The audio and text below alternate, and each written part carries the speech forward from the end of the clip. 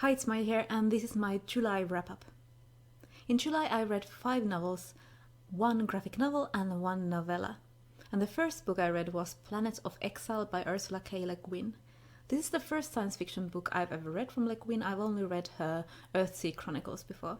Planet of Exile is a story of this one planet, and particularly about these 2 groups of people who live nearby each other. And one of them is more scientifically evolved than the other. The other is more like living in the Stone Age or something like that. When an outside threat emerges to threaten both of these people, they have to either work or not work together. It was a good story, but I was never that drawn in. I was never that interested in the characters. Actually, the thing that I found the most interesting about the book was the introduction. I read the 1979 edition, and in the beginning there was an introduction to the 1979 edition by Le Guin herself, and it was really interesting. In that, Le Guin talks about her early works, like The Planet of Exile, before she became more aware of feminism, and how in her early works she started writing from a female character's perspective, but then had male characters emerge and take care of almost all the action, and at the end she ended up writing more about the male characters in the book. She talks about how she wasn't even aware that she was doing this before she read more about feminism. After that she began to consciously change the way she wrote, and I found that really interesting, and like I said, I found that to be the most interesting part of the book. I gave Planet of Exile 3 stars. Then I took part in the #AYearathon, which is a readathon that goes on every month during the first full week of the month, and there's a different theme for every month.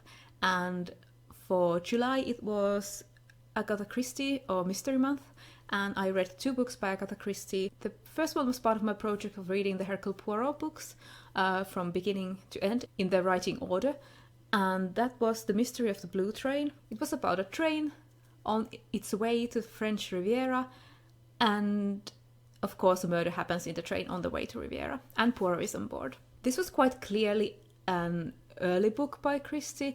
It was 383 pages long, and I guessed the murder on about page 220 or so. Of course, I didn't guess all of the twists and turns that happened at the end, because there's always a lot of them in Christie novels, but I still guessed the murderer, and it still went on for like another 150 pages after that, and that's not usually the case with me and Christie. So it was quite clearly an early novel of hers. When she wrote more and got better, she could have written this novel in like half the pages, and it would have been even better. I mean, it took about 100 pages for Poirot to even make an appearance.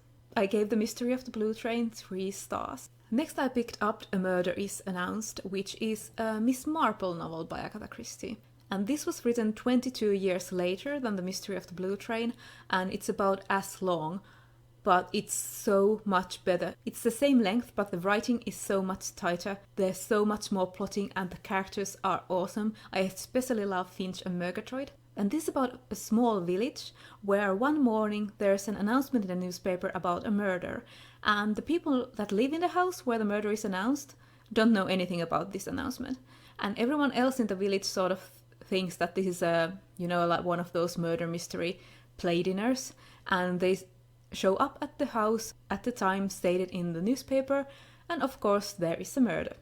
This is one of the best Christie novels I read, and I gave it 5 stars, and there's also a very good TV adaptation from the Marple TV series with Joan Hickson on it. It has great actors, and it's just as exciting. Of course, there's a lot of twists and turns, and some of them can be more easily followed in book form, but it's still a really good adaptation, and I recommend both the book and TV adaptation. During the Yearathon readathon, there was also another readathon going on, which was a cramathon during the same weekend. I sort of decided to take part when it was already ongoing, and I read A Murder is Announced during that readathon too. And the next book I picked up was for the challenge to read a novella, and that was Six Guns Snow White by Catherine M. Valente. This is a Western retelling of the Snow White fairy tale, and it's very different from the fairy tale, but it has all the recognizable elements from the fairy tale, and I found it to be really interesting. The first half of the book is told from Snow White's perspective, and I really loved that first part. Then the second half switches to a third-person narrator, and I think I would have enjoyed that style more if the whole story had been written like that. But since I had already read the first half from Snow White's perspective, and I had really loved that, I didn't like the second half as much. But I did like how she handled the elements of the fairy tale, and I gave Six Gun Snow White 4 stars. Next I picked up a graphic novel called The Initiates for the challenges of read a hardcover and read a graphic novel, and also for the challenge to read 2 books in 24 hours, along with Six Gun Snow White. The Initiates is a non-fiction graphic novel by Etienne Davodeau, and I read the English translation. This is about 2 friends, the graphic novel author himself and his friend who owns a vineyard, and they decide to sort of, well, not switch jobs, but get to know each other's jobs during 1 year. The graphic novel author moves to live and work on the vineyard, and he also gives graphic novels for his friend to read and takes him to visit different graphic novel authors and his publishers and the printing house where the graphic novels are printed. And for me, the story spent a little too much time in the vineyards compared to the graphic novel creation. I realized how it would be interesting for the artist to learn about these things and have these opportunities to draw these sceneries and these plants and the machines that they use in the vineyard, but it wasn't that interesting to me, and I gave this graphic novel 3 stars. During the Gramathon I picked up Theodosia and the Serpents of Chaos for the Read a Children's Book challenge, but I didn't finish it during the challenge. This is a middle grade novel about a girl called Theodosia who practically lives in a museum because her parents are archaeologists and they work there, and they often work there all night and sort of forget her, and she has to sleep in a sarcophagus. Theodosia's parents are archaeologists who bring all the findings from Egypt to the museum, and Theodosia can see the curses on the objects, and her parents are totally clueless, and she has to take care of them and uncurse these objects. The book takes place in historical London, but I'm not quite sure what the year was, I've forgotten. But there's coaches and smog and pickpocketing street urchins. The book was a fun adventure with a good resourceful main character, but I didn't fall in love with it, and I gave it 3 stars. The final book I read in the month of July was Fool's Errand by Robin Hobb, and this is the first book in the Tawnyman trilogy. If you've seen my most favorite books of all time video, you know this trilogy is one of my favorite trilogies by her, and this is a reread for me.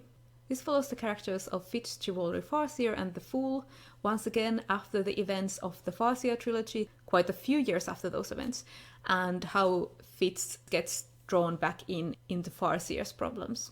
The first book was mostly set up for the following books, but this is quite common in Robin Hobb's trilogies. I think most often the second books in her trilogies are the ones I like best, but her character relationships are always great. I love the dynamic between Fitz and the Fool, and I love the Fool.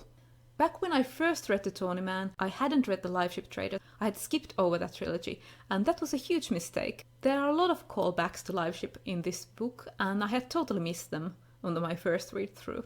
If you want to check out Robin Hobb, I suggest you either start with the Farseer trilogy or the Live Ship Traders trilogy. Robin Hobb's writing style has matured a bit in Live Ships, and some people prefer Live Ships to Farseer, so you can either choose to read Farseer or Live Ships first, but you still have to read the Farseer trilogy before you move on to the Tawnyman trilogy.